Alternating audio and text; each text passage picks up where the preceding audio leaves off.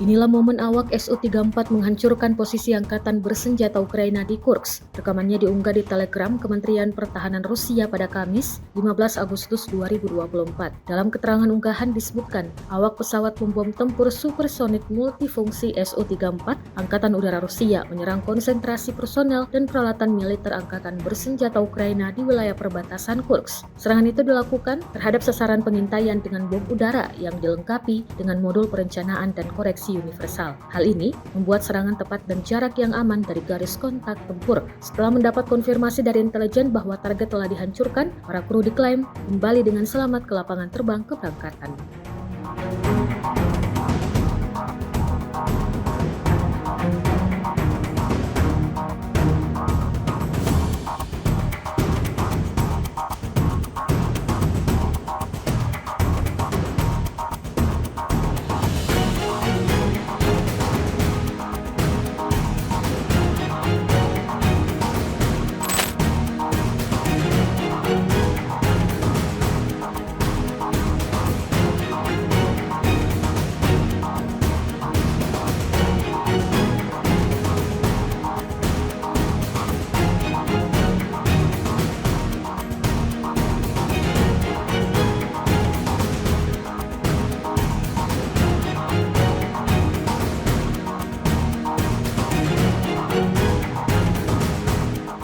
Download Tribun X sekarang, menghadirkan lokal menjadi Indonesia.